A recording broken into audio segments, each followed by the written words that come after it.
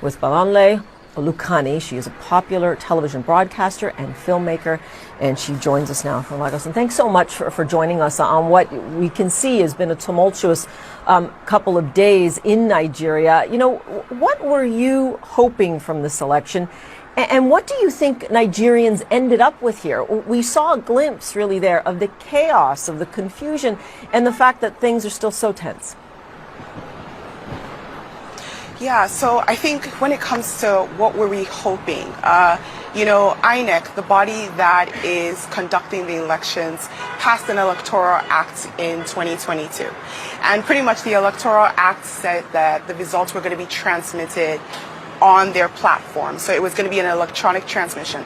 Once the votes were done being correlated and counted at the polling units, right after then, they had a device that would allow them to capture the results from the polling unit, and it was going to be transmitted and uploaded directly onto a platform that every single Nigerian would have the opportunity to be able to see the results. That did not happen. You saw situations where INEC officials, the people who were conducting the elections at the polling units, refused to upload the results. You saw situations where they said that they didn't have the ability to, that the device was slow.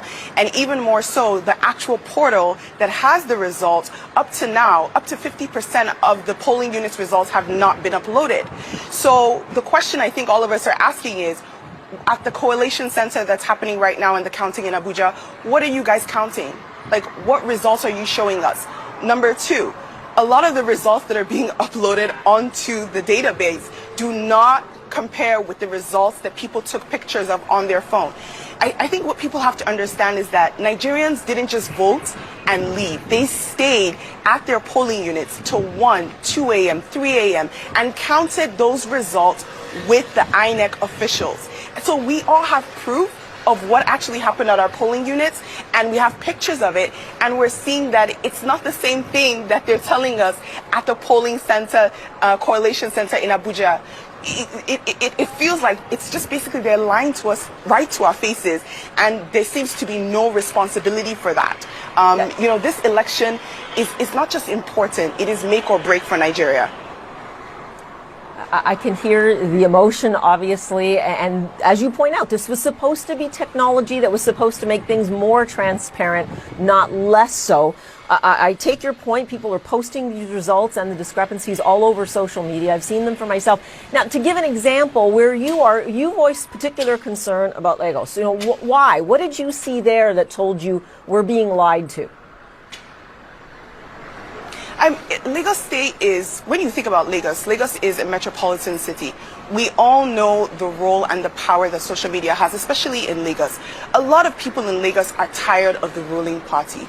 A lot of people in Lagos also came out to vote.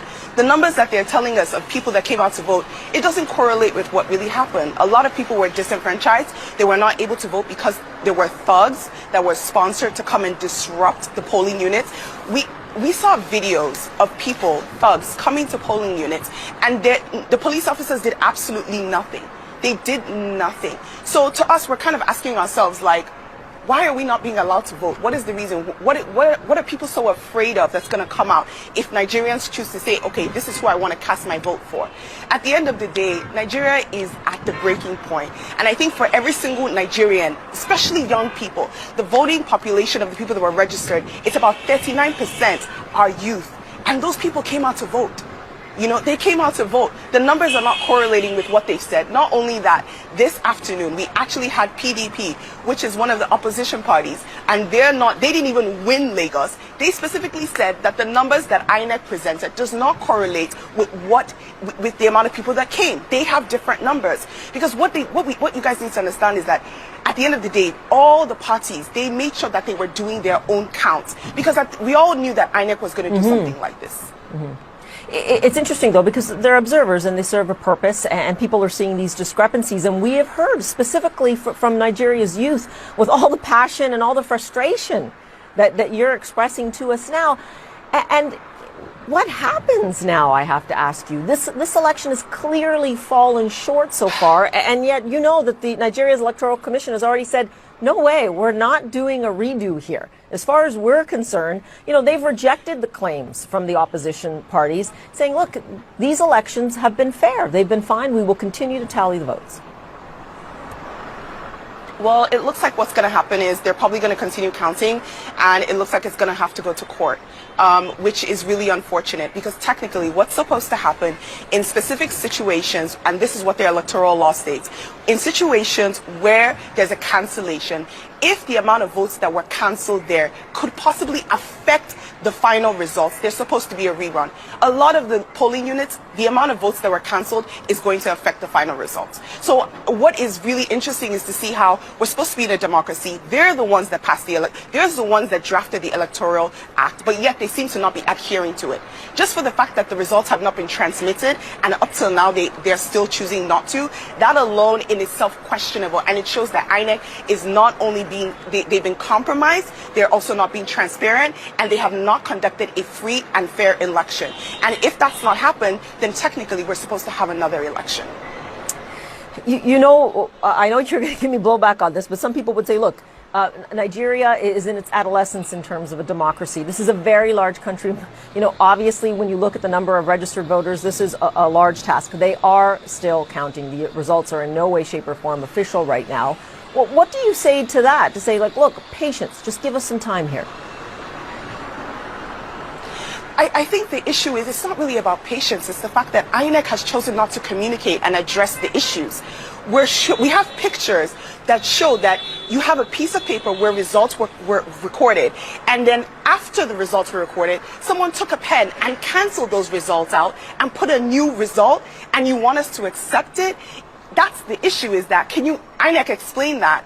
So we're finding that the chairman is not communicating with us. I think a lot of times when you think about the institutions of Nigeria, they're so used to just carrying on and doing whatever they want without accountability. But Nigerians have finally woken up to the point where we're saying, no, you must be accountable to us. We're a democracy. If you ask us to come out and vote, we cast our vote. We expect the results to reflect who we voted for, not who you've been paid to say is going to win. So there has to be accountability. If not, the INEC chairman needs to go ahead and step down and resign. If he's unable to do his duties based on what he's supposed to, it's the Independent Electoral Commission.